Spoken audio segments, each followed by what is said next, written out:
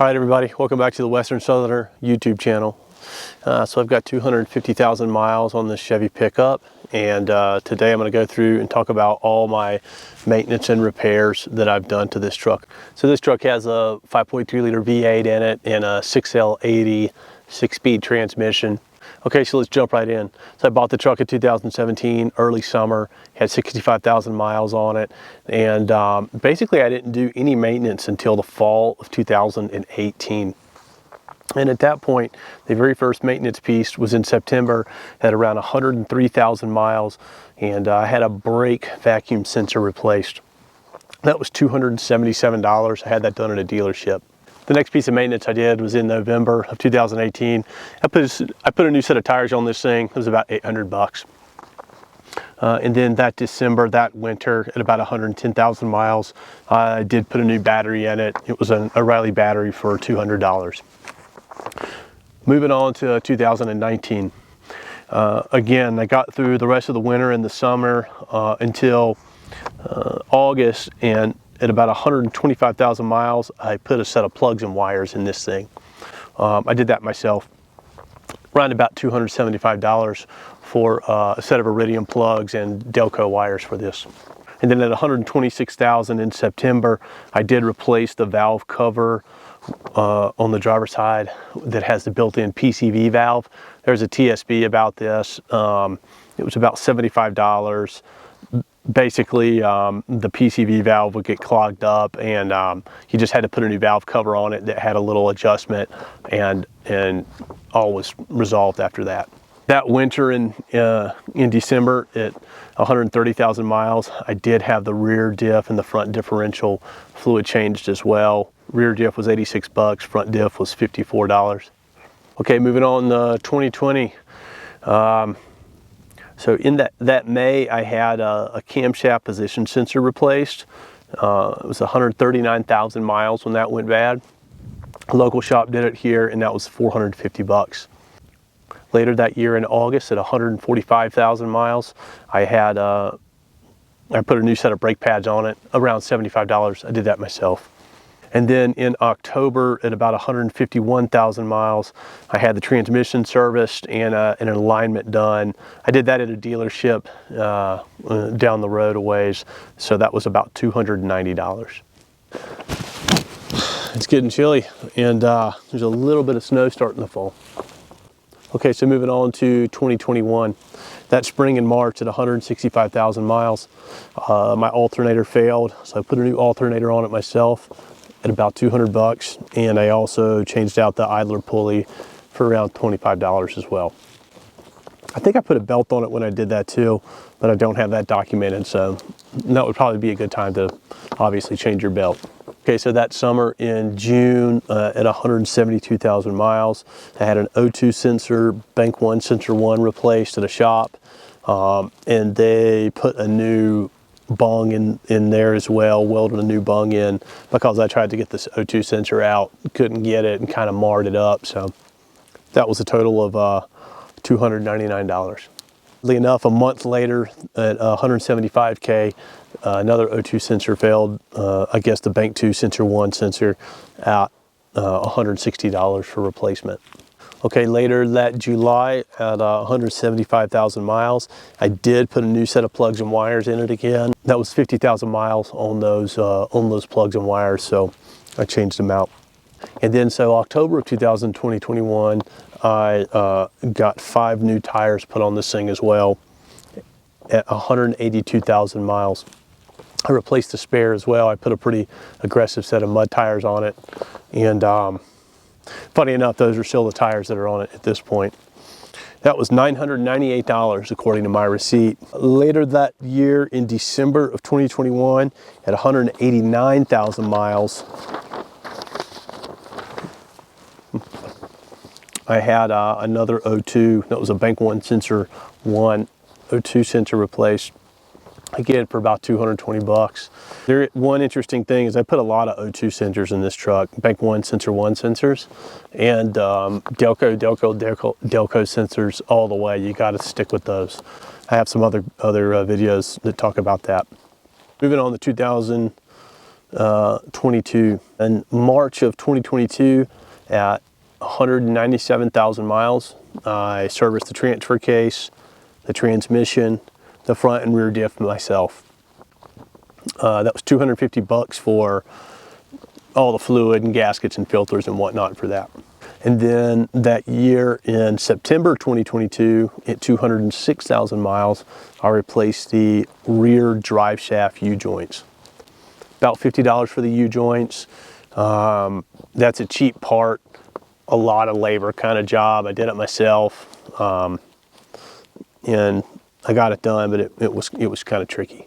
After that year in 2022, in November, at 207,000 miles, there was a passenger airbag recall. So I took it to the dealership, and they addressed that for $0. Okay, moving on to 2023. That year in March, at 216,000 miles, I actually had to buy one extra tire, because I messed the tire up and they wouldn't honor the warranty, so that was $259. That year in June, at 220,000 miles, I put a new set of front brake pads on it for $75. I thought I did brake pads, yeah, August 2020, 145K. I put a set of brake pads on it also. That summer, I also repaired the wire that turns on the tow haul mode on the end of the gear shift. This is super important. If you take off the steering column, there's a little orange wire in there that can break, and your tow haul mode will not turn on. There's a button on the end of the gear shift that turns it on. So if your tow haul mode stops working, the little trailer thing won't light up on your dash. Just take a couple screws out of the steering column, take it apart, and look over there and find that orange wire by the shifter, and it's likely broken.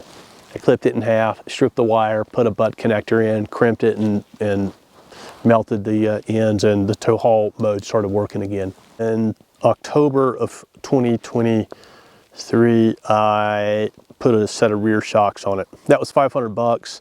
And then now the big one, at 228,000 miles in November of last year, I put a new transmission in this thing. And that was 4,626 miles. I made another video reviewing the transmission. It's a Street Smart transmission, and at this point it has almost 25,000 miles on it, I guess, and it's working fine. So, okay, on to 2024, this year. In February, I put another set of plugs and wires in it. It was about 60,000 mile interval at that point.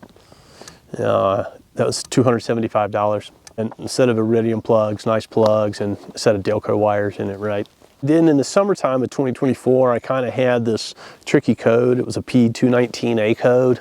I made a bunch of videos about that because it's a really hard code to figure out. And so I threw some money and some parts at this thing, some of which were probably not needed. I put a set of injectors in this thing. That was $569. The Delco injectors are expensive. You got to put the Delco injectors in. The cheapest place I could find them was Rock Auto, and I did that job and made a video of it also. I actually don't think it needed injectors. That didn't fix my code. Ended up putting a ground strap on, a Delco O2 sensor. That's what fixed it. I did a MAP sensor, MAP sensor, and a MAF, mass airflow sensor as well. The mass airflow sensor was $137. The MAP sensor was $40. And I also had a shop do some work on it that was $860. They said the cylinder deactivation manifold gasket was bad. They replaced it. It didn't fix the problem. It actually created other problems. I took it back, and then the shop I work with ended up, basically fixing the problem they had created, and which was even more expensive, over $1,000, but they didn't charge them anything. So great shop, good people, and they made the situation right.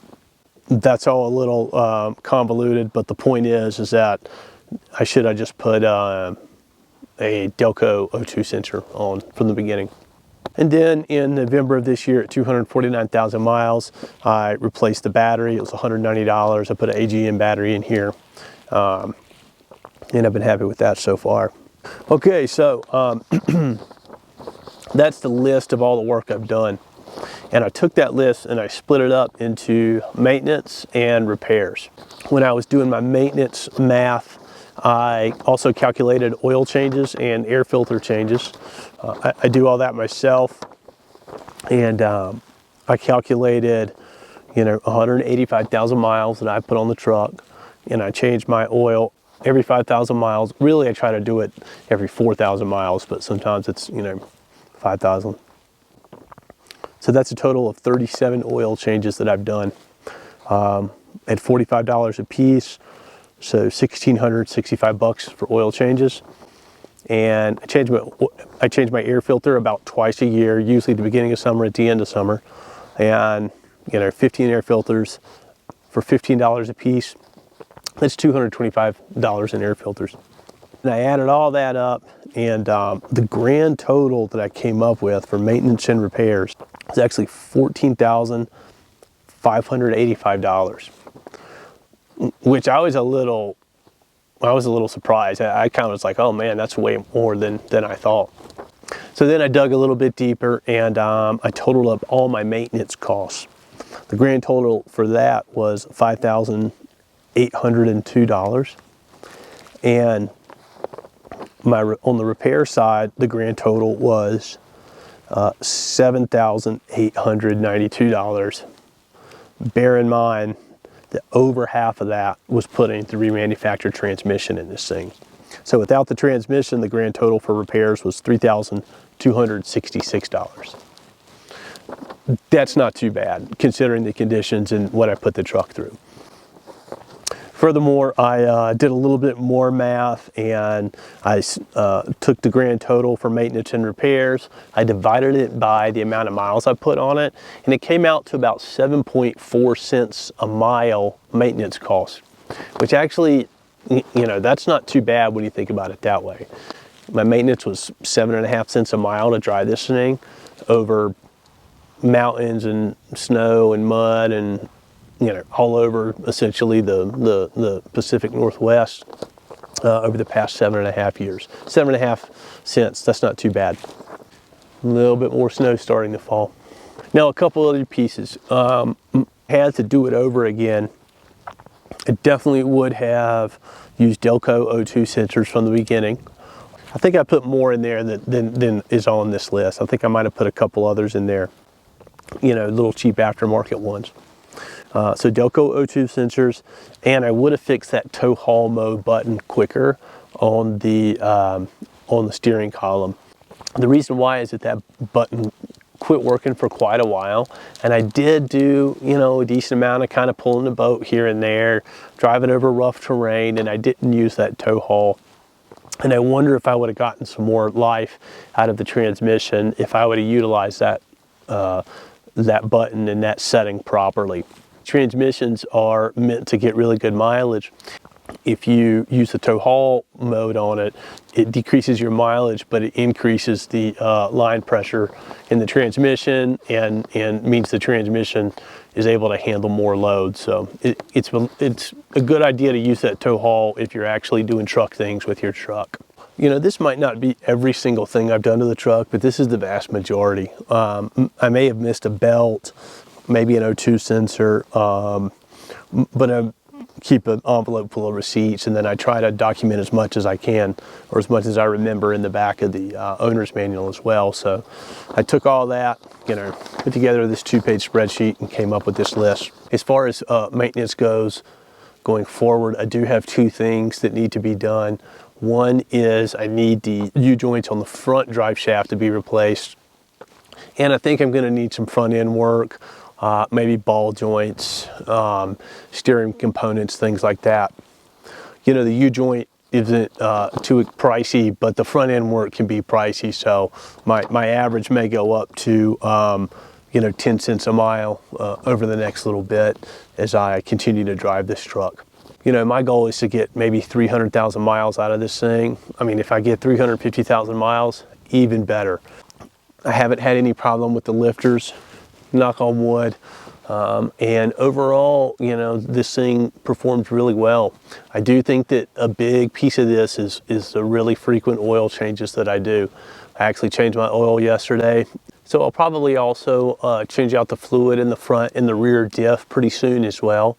And I would do the transfer case fluid, but when they put the new transmission in, they had to undo all the transmission lines and fill up the transfer case with fluid as well. I checked that fluid a couple months ago and it was bright red and in good shape, so I'm not worried about that.